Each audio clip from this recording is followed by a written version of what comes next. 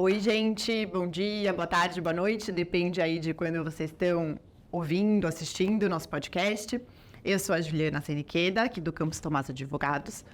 Sou sócia da área de propriedade intelectual, regulatório, contratos. E estou aqui com uma convidada muito especial, a Luísa. A Luísa, ela é fundadora de uma plataforma. Eu vou falar para ela mesma contar a história dela, a história do negócio dela. E acho que vai ser muito legal, porque a gente vai falar aqui de empreendedorismo, de tecnologia, das tendências para agora, 2024. E a Luísa, além de tudo, o negócio dela tem a ver com o fitness, né? Então, é o que a gente estava até falando antes de começar hoje. 2024 começou agora e o pessoal tá animado, então ela vai contar pra gente um pouquinho. Mas é isso, Luísa, obrigada de novo por ter vindo. E então se apresenta um pouquinho, conta um pouquinho da sua história, de como que tudo começou para daí chegar na plataforma. Tá bom. Primeiro, obrigada pelo convite, muito bom estar aqui com vocês. Eu sou a Luísa, então, Luísa Gusnir, fundadora da N2B, junto com o César Terrin, que é o meu sócio. E a nossa empresa, ela nasceu de algumas dores que a gente identificou de um negócio anterior.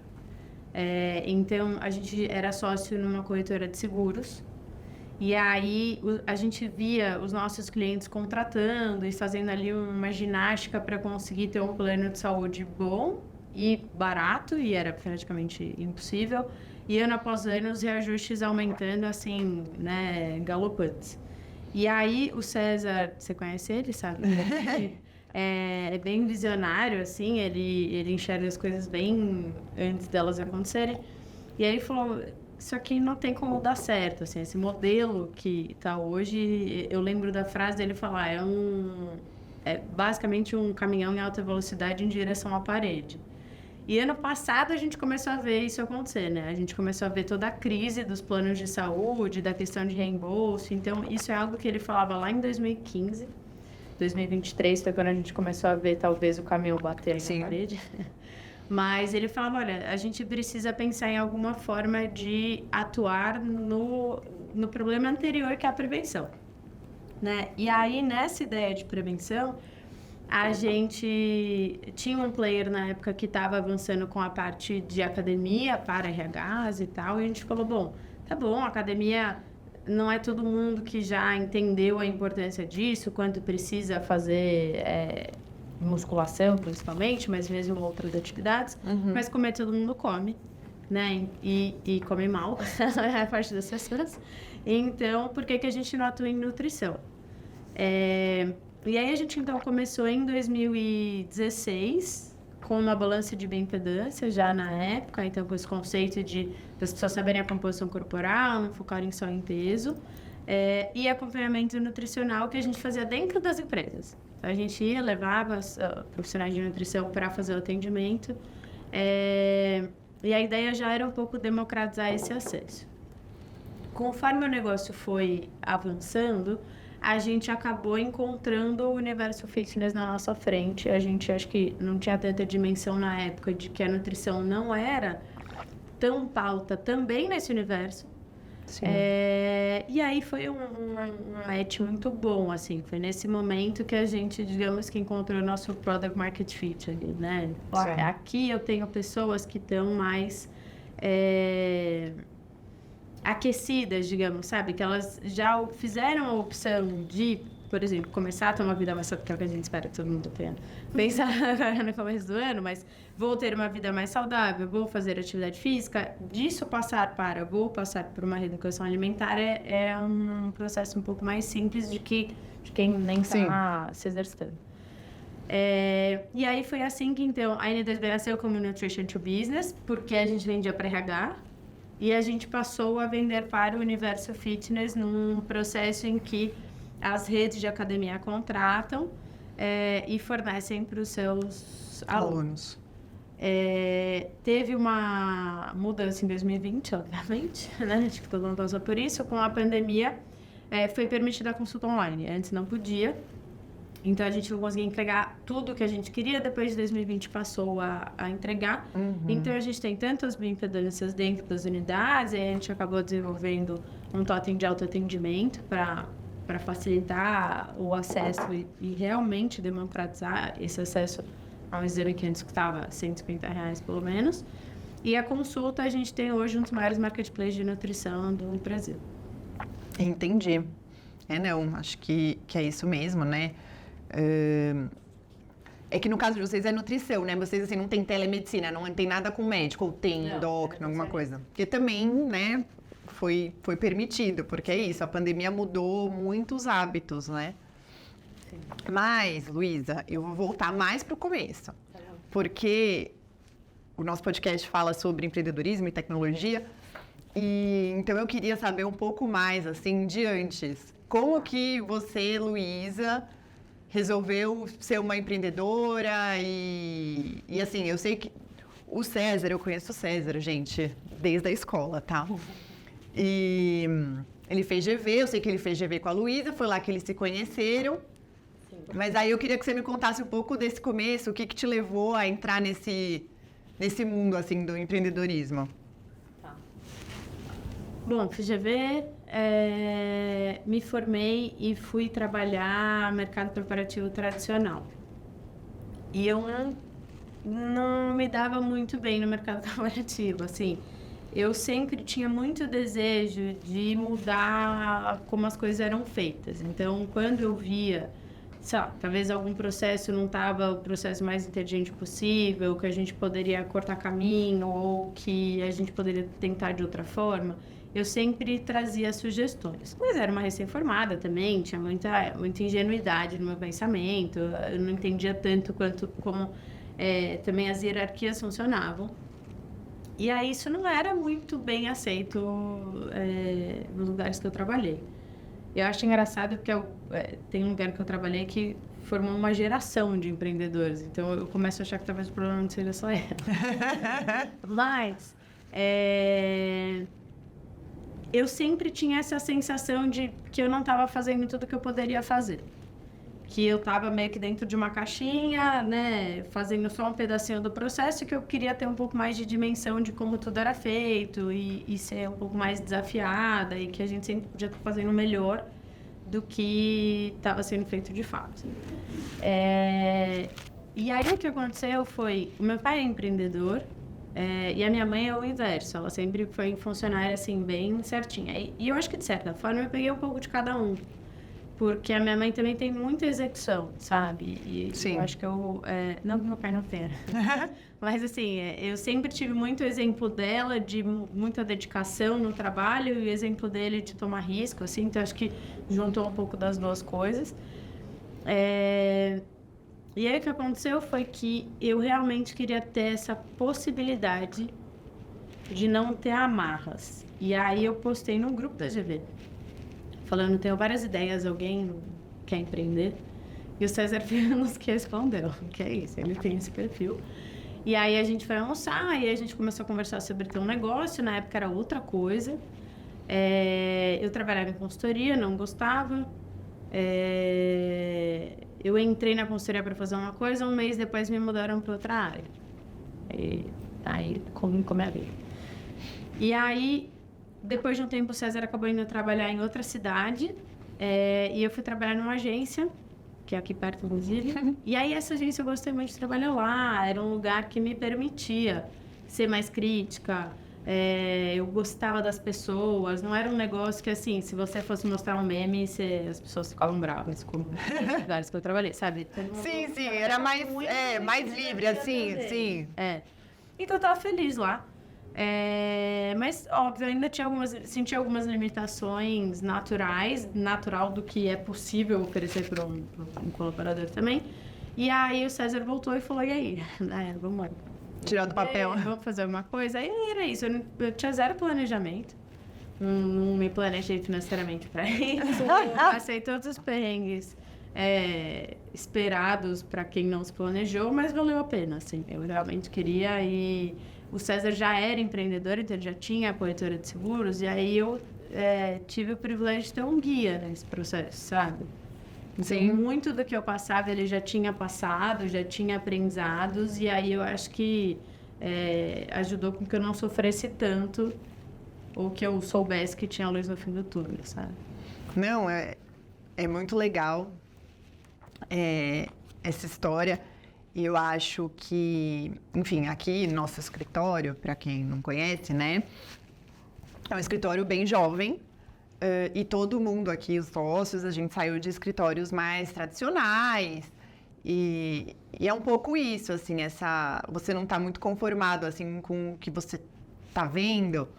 Não funciona, a gente acha que não funciona tão bem, você quer fazer do seu jeito, você quer implementar as coisas, né, que você acredita que vão dar certo, que vão ser legais para todo mundo, que vão ter um impacto, né? Então, eu me identifico muito, assim, com esse pensamento, assim. E tem que ter coragem, porque o tradicional é mais... Não, é isso, é uma baita zona de conforto, assim. E você, no fim, foi bem mais corajosa que eu, porque, assim, enfim, trabalhei aí mais de 15 anos nesses grandes escritórios. Foi em um deles que eu conheci o Alan. Eu trabalhei com o Alan 8 anos. Eu saí desse escritório em 2018, ele saiu em 2020. Em 2020 ele saiu e abriu aqui o escritório. E desde o começo ele ficou lá falando, vamos lá, não sei o quê, o projeto, isso e aquilo. E eu achava super legal, mas eu tava assim, numa zona de conforto, tava querendo ter minha segunda filha. Então eu falava, não é o momento, não é o momento. Mas, no fim, assim, quando ele me deu uma pressionada, que ele falou assim, eu preciso de alguém, ou vem você ou vai outra pessoa.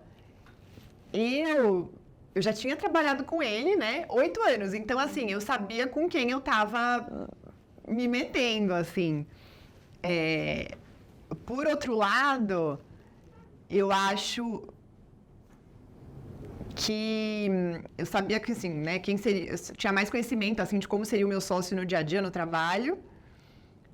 Mas, por outro lado, eu tinha zero noção, assim, das dificuldades do empreendedorismo. não tinha também. Acho que se a gente tiver antes, você não topa, basicamente. Acho que sim, é isso. Eu não me arrependo, mas foi muito difícil. E eu não conhecia o César o suficiente, né? Quando eu entrei na GV, ele estava se formando. Então, acho que nesse sentido, nós dois assumimos o risco, porque ele também não sabia quem eu era, o que eu estava fazendo ali, enfim, né? Sim. Até onde eu ia, se eu ia aguentar o processo inteiro, acho que tem... Se espanar, né? Acontece, gente. Algumas pessoas não seguiram até o final, né? Então, esse risco era grande, mas...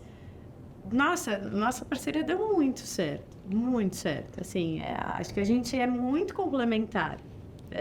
E isso foi sorte. Isso acho que...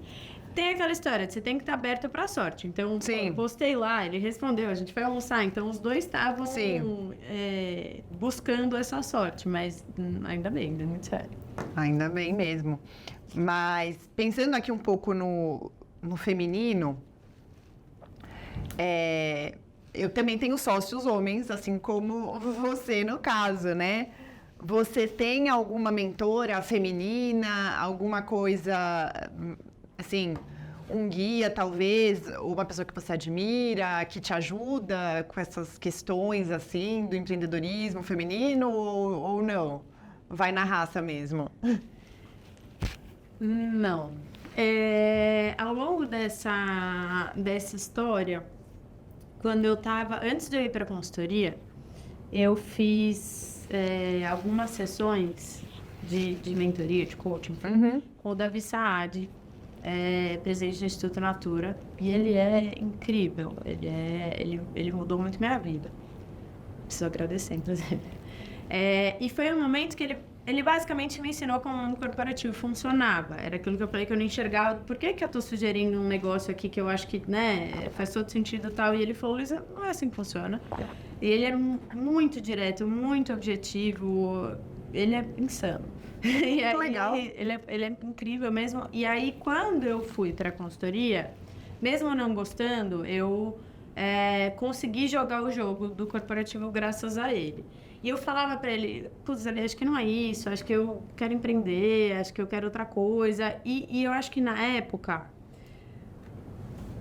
eu não combinava com esse mundo corporativo e talvez isso parecesse uma desculpa para não viver esse desafio. Mas depois isso acabou se mostrando verdade, que eu realmente tinha mais estômago para viver essa trajetória, por mais que ela fosse mais difícil, mais desafiadora e tal, era o desafio que me atraía mais. E também, quando eu estava na corretora ainda, eu tive uma conversa com o CEO da Acesso Digital. Sim, teve uma palestra e eu falei, você topa a gente conversar um dia? E ele topou, super gente fina, porque ele não tinha obrigação nenhuma. E, nossa, ele me deu vários tapas na cara, assim, ele foi muito duro comigo e foi muito bom.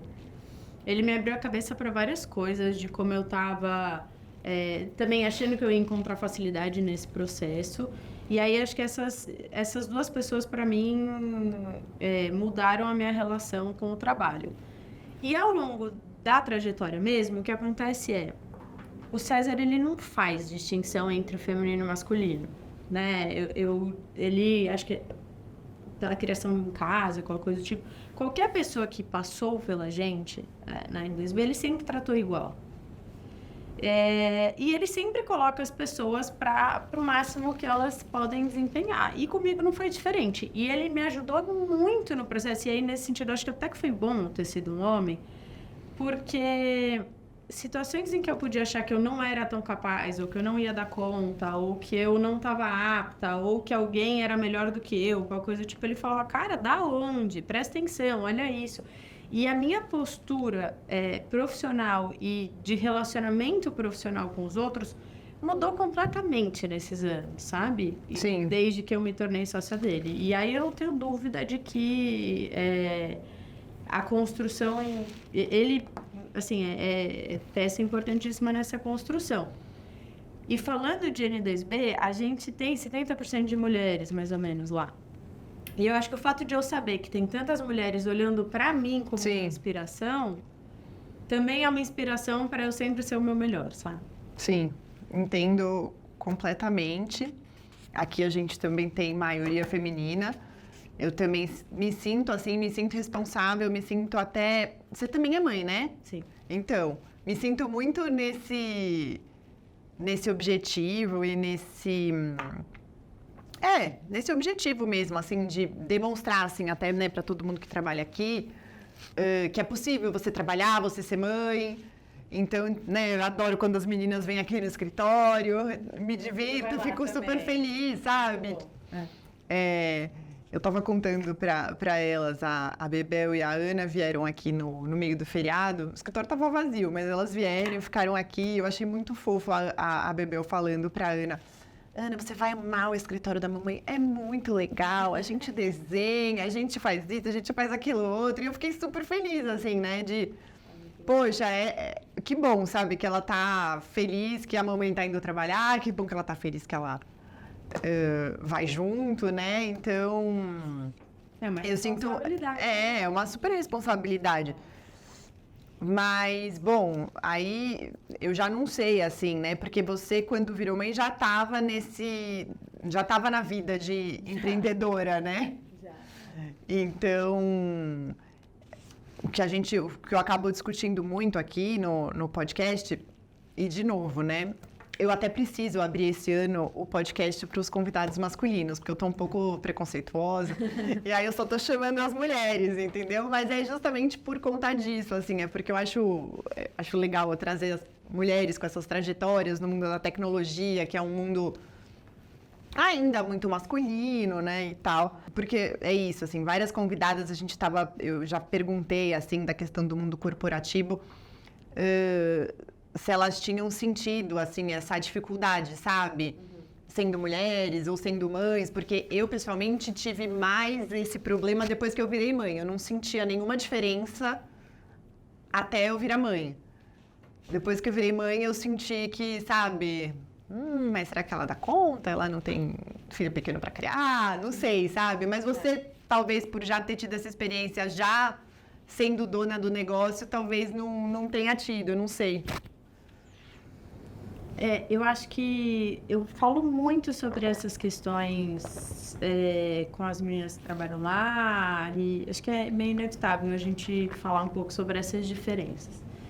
E aí o que eu enxergo quando as pessoas me trazem, eu acho mais difícil ser mulher no mercado corporativo do que ser homem. Eu sempre tento fazer um distanciamento da posição que eu ocupo especificamente. Então, assim, eu acho que, sim, um homem na mesma condição que eu, ser mulher é mais difícil. E acho que até por questões biológicas, então é mais difícil porque você tem uma variação de hormônios durante o mês que o homem não tem. Então, até a sua disposição vai para a lua e para o chão no mesmo mês. Você tem que saber que isso está acontecendo para não achar que você está maluca.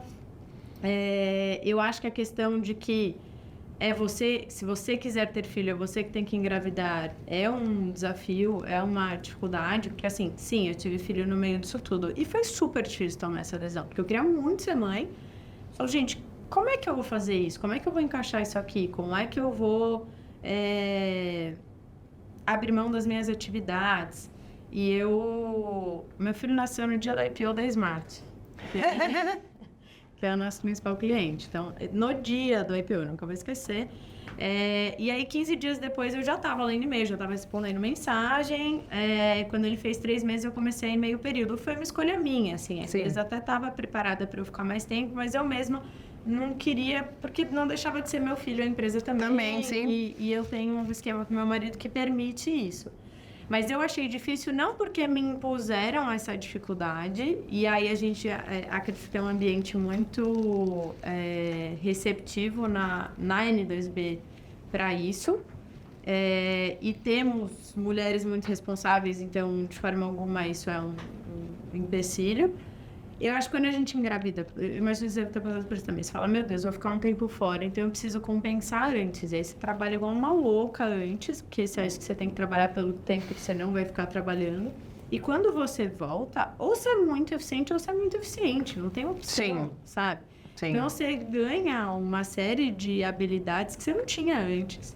Eu acho que uma mãe é o inverso, ela deveria ser mais valorizada no mercado porque ela dá conta de muita coisa. Sim, eu concordo, a gente fica bem mais eficiente. Mas é muito difícil essa decisão de quando encaixar, como encaixar para isso não prejudicar, eu acho que é uma dificuldade feminina. E aí quando eu falo de colocar em perspectiva, eu não me sinto confortável de dizer assim, nossa, como minha vida é difícil, sendo que eu tenho uma condição social boa, sendo que eu tive acesso a muito estudo, nunca passei nenhuma grande dificuldade na minha vida. Então, eu acho as minhas dificuldades administráveis frente a, sei lá, homens que não tiveram o mesmo acesso que eu.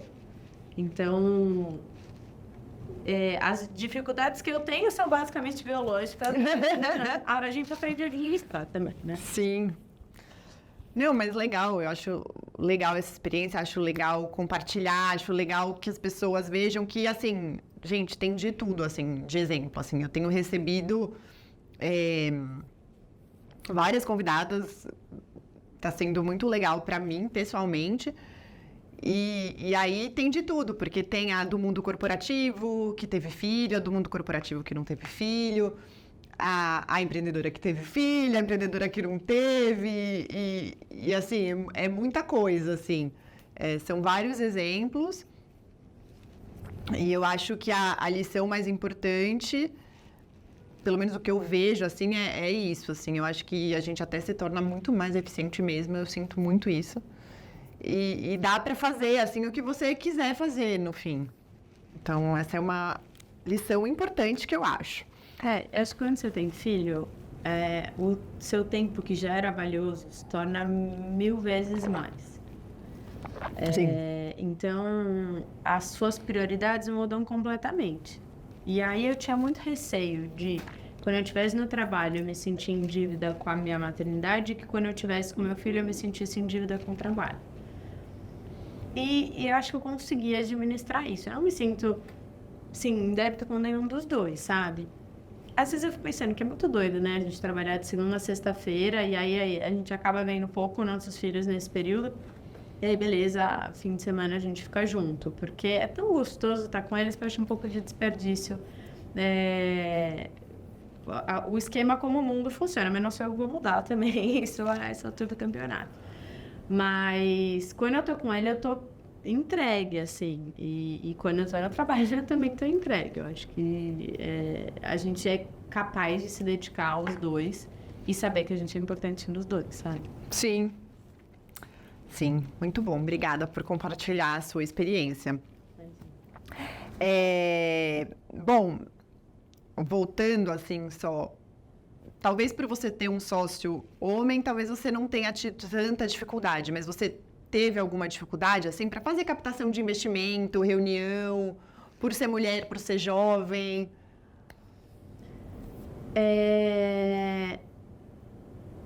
A gente não seguiu o caminho tão tradicional de captação. Eu acho que a gente sofreu juntos com captação, não por uma questão de idade ou de gênero. Eu acho que a gente sofreu porque a gente é ruim de marketing. A gente sempre foi muito bom de execução. Então, os resultados que a gente entrega e o quanto a gente cresceu nos últimos anos é bem impressionante, assim, é algo que me dá muito orgulho, sabe? Quando a gente olha e fala, caramba, sério, olha só, a gente se propôs, a gente conseguiu e a gente entregou.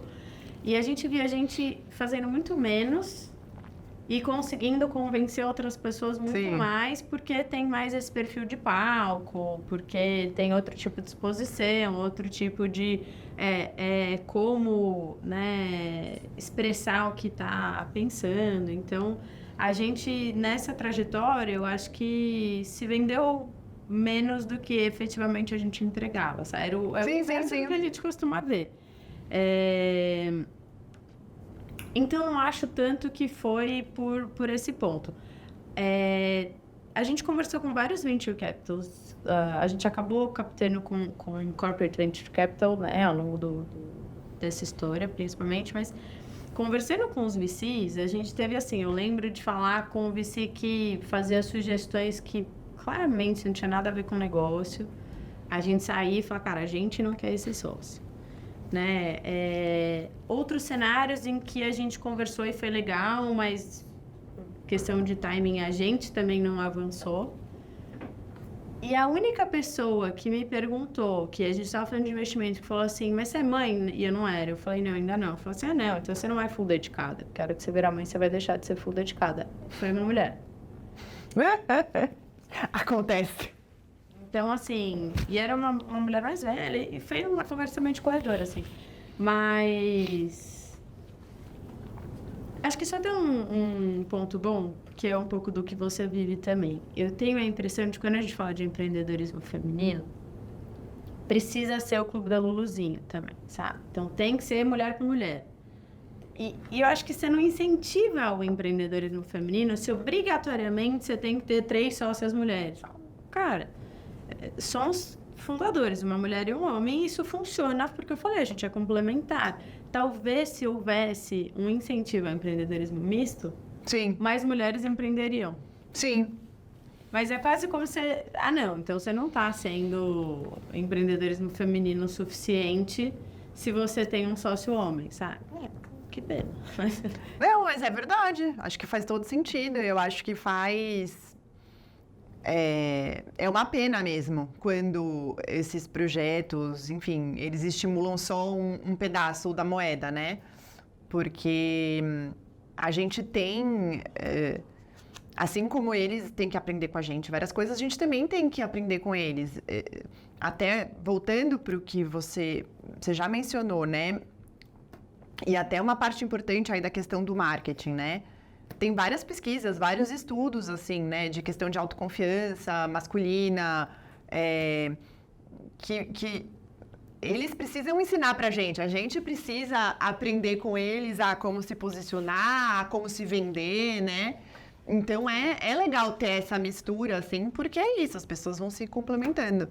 Eu sinto que eu ganhei essa segurança porque o César me ajudou a enxergar essa segurança, sabe? Então, eu não sei como seria se eu tivesse uma sócia mulher apenas. Sim. Né? E não necessariamente também isso é uma característica só masculina. Sim. Eu, até por causa da GV, eu tenho várias amigas muito bem-sucedidas e que são referências para mim, que hoje a gente é um grupo de várias amigas em posições muito interessantes, muito legais, e que tem uma troca muito rica. Ai, que bacana. E que vai falar disso, de negócio, de economia e de filhos, sabe? Mistura tudo. Mas eu acho uma pena. Eu não vejo esse incentivo. Sempre que eu falo alguma coisa, eu falo, não, mas se eu sou seu homem, parece que isso desmerece o fato de eu ter empreendido, sabe? Não, isso é duro, porque não é verdade. Eu acho que empreender em qualquer circunstância é difícil, é uma aventura, é um desafio. Então, enfim, vamos apoiar todos os empreendedores, gente. Por favor. Passando aí para outras questões, de novo, né? Nosso escritório aqui é super ligado em tecnologia, então a gente está sempre em busca aí das novas tendências de inovação. Vocês são uma plataforma, né? Que também tem esse quê, né? Então, eu queria que você contasse pra gente aí o que vocês estão... O César não está aqui, mas você pode falar por ele. O que vocês estão aí vendo de novidades? E o que vocês acham que é a hora de investir, a hora de correr atrás? Legal. Acho que, indiscutivelmente, a inteligência artificial generativa, né? Acho que essa é a pauta para todo mundo de tecnologia. Sim. Acho que essa transformação só começou. Então, eu acho que ela passa primeiro por como a gente trabalha. Então, no mundo jurídico, tenho certeza que transformou muita coisa. E no nosso também. Então, como que eu faço geração de conteúdo? E como que eu faço avaliação da evolução de bioimpedância das pessoas, por exemplo. Então, a gente, desde que começou a sair o assunto, a gente já mergulhou nisso, mandou várias pessoas no nosso time já fazer curso de inteligência artificial, porque assim, ou se aprende agora, ou se aprende daqui a pouco. Mas não vai ter opção de não aprender. Sim. Né? Então, acho que essa é a tendência maior, sem dúvida. No nosso ramo vai ter muito. Já tem, né? E cada vez mais soluções. E aí eu acho que a gente começa a entender um pouco de o que a gente pode automatizar, o que faz sentido a gente automatizar e o que a parte humana tem de auxílio também. A minha sensação é que quando você passa com um nutricionista, tem toda a questão da dieta que ele vai montar para você e com certeza todas as ferramentas já vão tornar isso mais rápido, mais certeiro, enfim, vai ajudar nessa construção dessa dieta, mas você faz um compromisso com outra pessoa, sabe? E aí você fazer um compromisso com uma máquina ou com uma pessoa tem diferença. Tem mesmo. Né? Sim. Então, eu acho que tem... esta relação não será substituída, sabe? Sim. Você pode ter o melhor treino na sua mão. Você contrata o personal trainer por quê? Sim. Não é para ele corrigir sua execução. É porque você fala, não, meu personal vai estar lá, então eu preciso ir. Não, é verdade. É isso. Acho que é isso mesmo.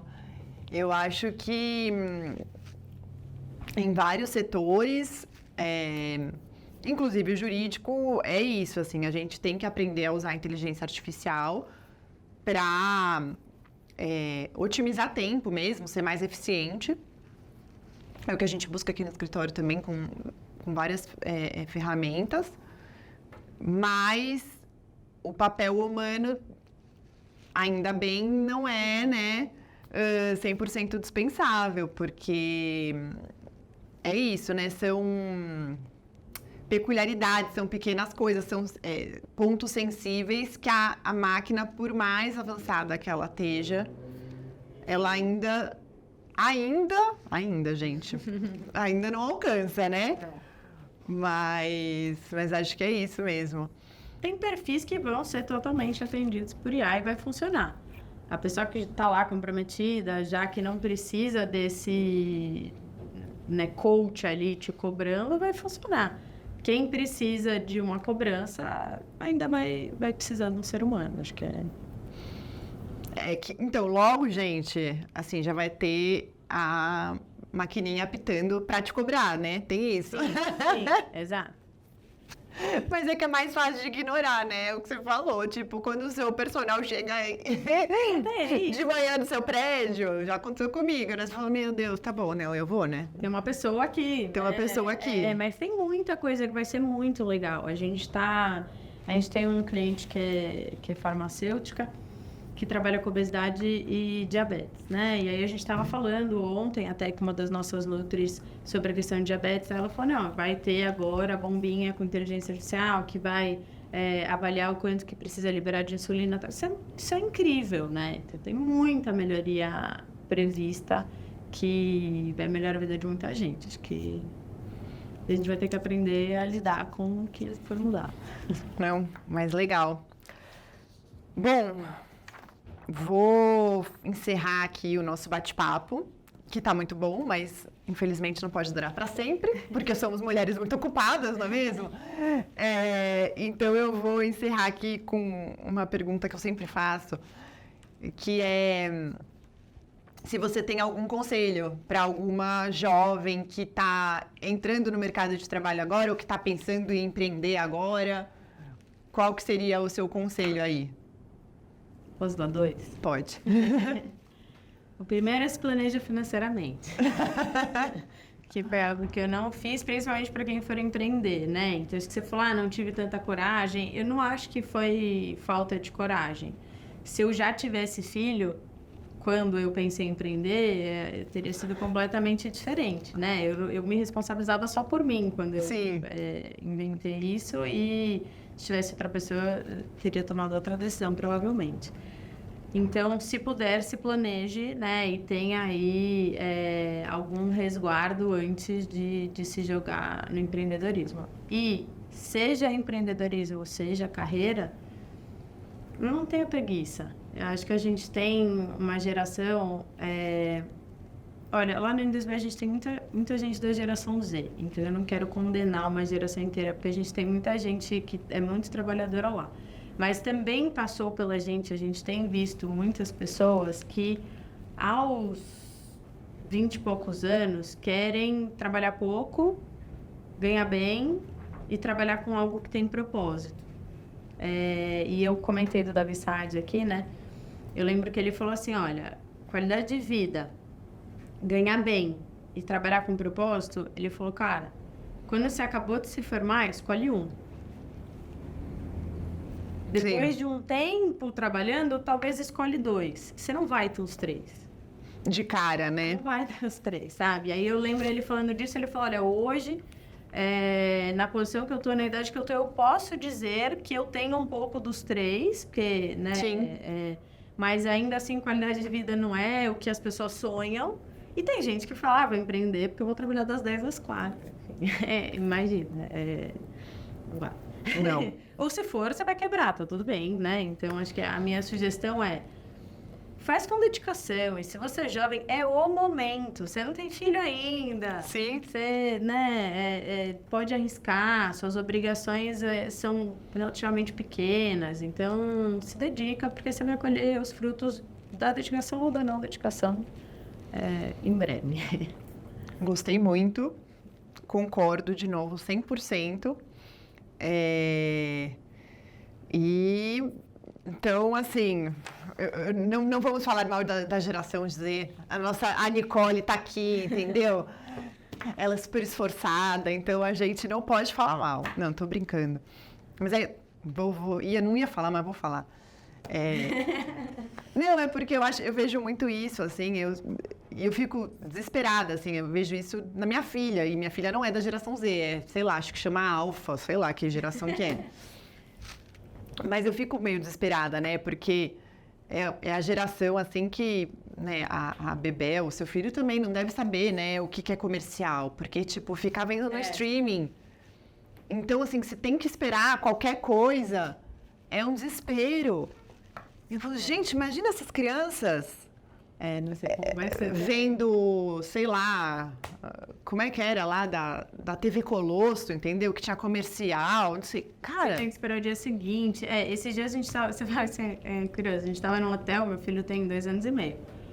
E aí a gente tava arrumando a mala. Eu falei, vou ligar a TV, né? Pra gente arrumar a mala aqui. E aí deu um intervalo. Aí ele falou, que isso, mamãe? Cadê? Eu falei, gente, ele nunca viu. E aí, estava a TV aberta, né? sim. Então ele não entendeu nada, que parou o desenho e entrou um negócio no meio. Vai ser difícil. É isso, entendeu? Vai ser bem...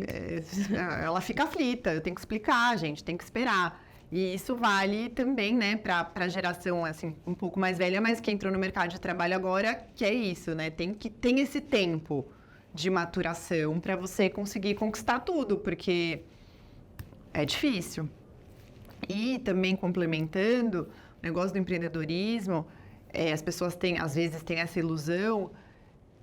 Para mim, assim, a grande vantagem do empreendedorismo e da autonomia também, que às vezes, né, mesmo em ambientes corporativos maiores, se você está numa posição mais elevada, você tem a questão da flexibilidade. Então, assim, você com certeza trabalha mais, mas ao mesmo tempo você é um pouco mais dona da sua agenda, então isso facilita, né? Muita coisa. Então, pelo menos para mim é o que me ajuda. A gente tem um conceito lá que a gente lidera pelo exemplo. Então, eu não vou falar para alguém chegar a tal horário se eu não chego, né? A gente é muito sério com essa questão. Mas eu acho que, para mim, o grande ponto de empreender que eu acho legal é que você consegue ir até onde você está disposto, sabe? Sim. Nem limitador. Sim. Então, o quanto você se dedicar, você vai ter de entrega, de retorno, de resposta, sabe? Então, Sim. Isso é o que eu sentia quando eu estava no corporativo, que às vezes o meu coleguinha do lado queria ficar ali naquela zona de conforto e fazer só o que era pedido, e eu queria além, agora eu posso ir além o quanto eu quiser. Muito bem, gostei. Bom, obrigada de novo por ter vindo, adorei a conversa, adorei o bate-papo. E pessoal que está assistindo, muito obrigada pela audiência. Curtam, comentem, compartilhem esse episódio. E prestigiem, né? Nossos convidados maravilhosos. Está só começando, eu estou adorando. Essa nova temporada tá muito legal. E eu juro que eu vou começar a convidar meninos. Era pro César ter vindo. Eu falei para ele que ele estava convidado se ele quisesse.